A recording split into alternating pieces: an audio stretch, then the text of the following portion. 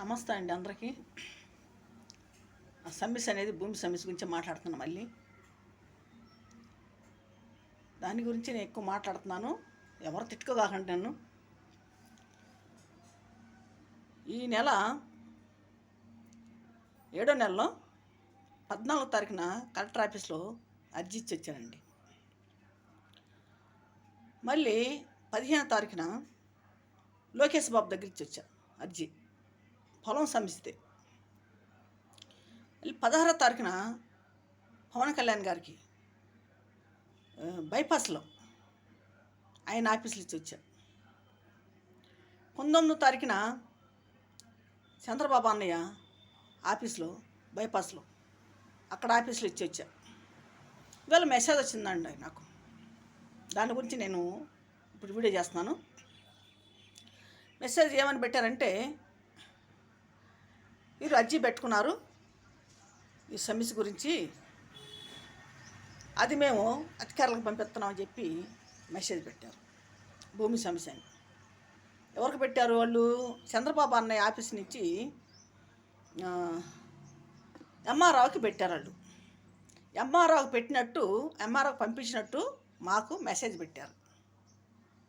వాళ్ళు భూమి గురించి ఎంక్వైరీ చేసి చూడమని ఎంఆర్ఓకి పంపించారు. మరి ఇప్పుడు ఎంఆర్ఓ ఏమంటాడో తెలియదండి. దాని గురించి చేస్తున్నాను.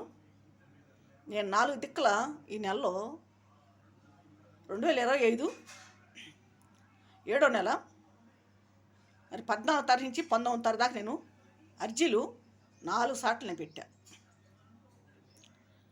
దానికి సమాధానం ఇప్పుడు నాకు మెసేజ్ పెట్టారు, ఎంఆర్ఓకి పంపించినట్టు. ఎంఆర్ఓ సర్వే చేసి చూడమని. మరి సర్వే చేస్తాడా లేదా తెలీదు. ఇప్పటికైనా నాకు న్యాయం జరగాలని చెప్పి నేను తిరుగుతున్నా. ఎందుకంటే 1-2 సెంట్లు కాదండి, అది 5 ఎకరాలు 28 సెంట్లు భూమి అండి. జగన్ సార్ ఇంటి దగ్గరలో ఉంది ఆ భూమి కూడా.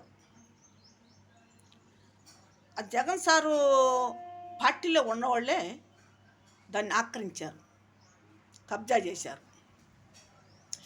బాలసాని రాజేశ్వరరావు ఆయన కొడుకులు, కోడళ్ళు, మనవాళ్ళు దాన్ని ఆక్రమించి ప్యాట్లు వేసుకొని అమ్మేశారు.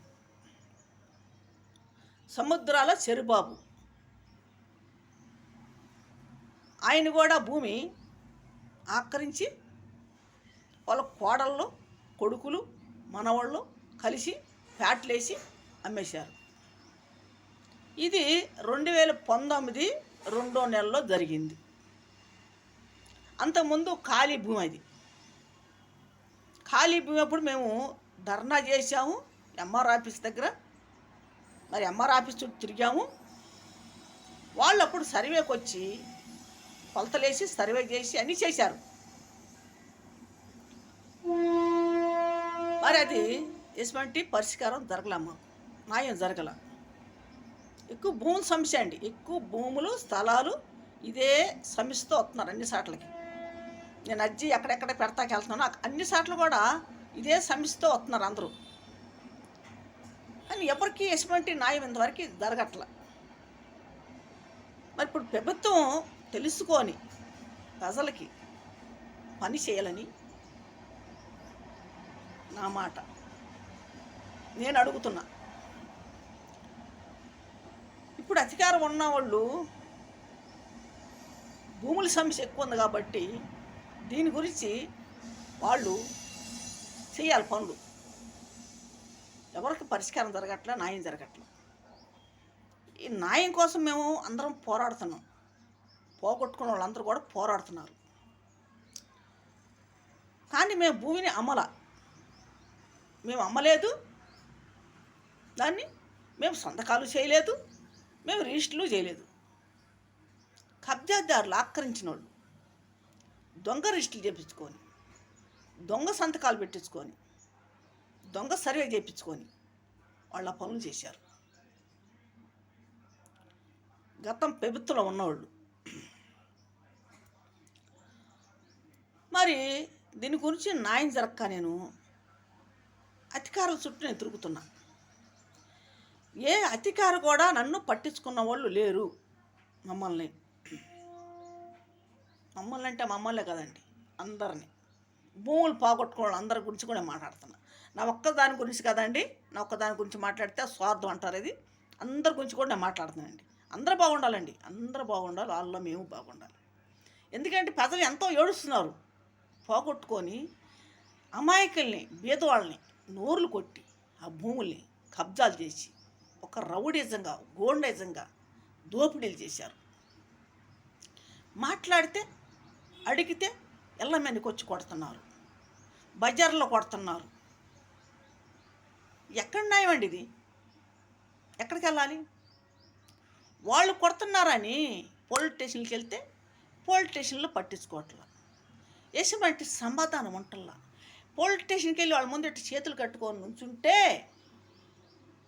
గంటలు గంటలు వాళ్ళు ఫోన్లు మాట్లాడుకుంటా ఏసీ రూముల్లో కూర్చొని, కుర్చీల్లో కూర్చొని ధీమాగా ఉంటున్నారు. అది పద్ధతి కాదండి. ప్రజలకు న్యాయం చేయాలి, ప్రజలను పట్టించుకోవాలి. మీరు ఆ కుర్చీలో కూర్చుంటున్నారంటే ప్రజల వల్లే.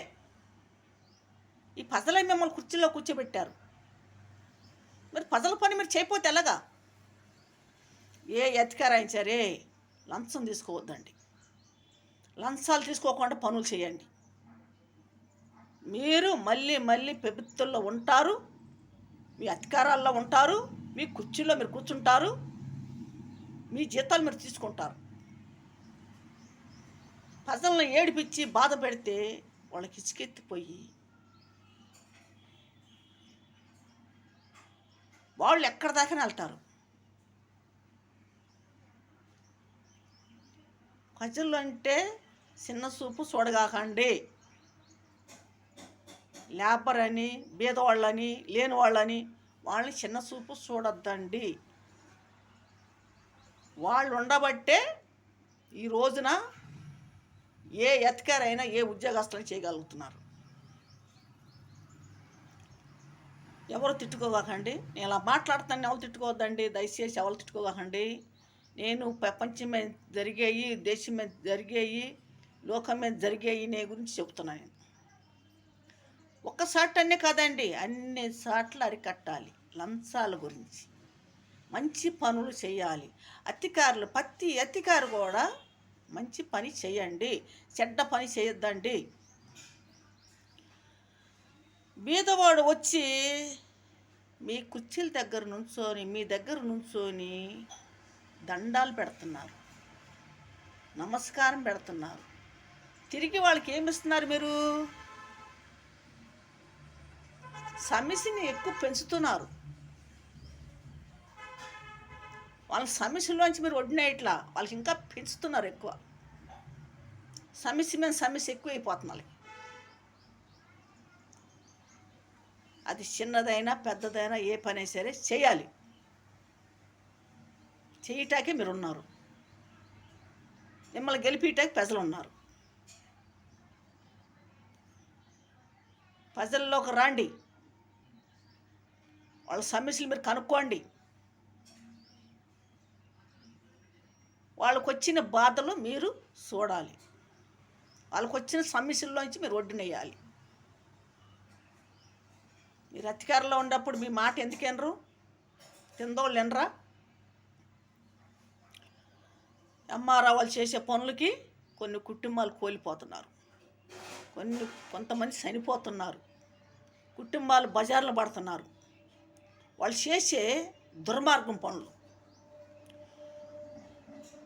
ఎవరన్నా చిన్న చిన్న దొంగతనం చేసుకుంటారు, ఏది పొట్ట గడవకో, వాళ్ళు ఇల్లు గడవకో చిన్న చిన్న దొంగతనాలు చేస్తారు. వీళ్ళు ఏం చేస్తున్నారు తెలుసా? పెద్ద దోపిడీలు చేస్తున్నారు. వీళ్ళు హోటల్లో ఉండే భూముల్ని కొల్ల కొడుతున్నారు, దోసుకుంటున్నారు, సొమ్ము చేసుకుంటున్నారు. ఇది న్యాయమండి? ఇది ఎక్కడ న్యాయం అండి? ఇది ఏమి న్యాయం? ఎక్కడ న్యాయం ఇది?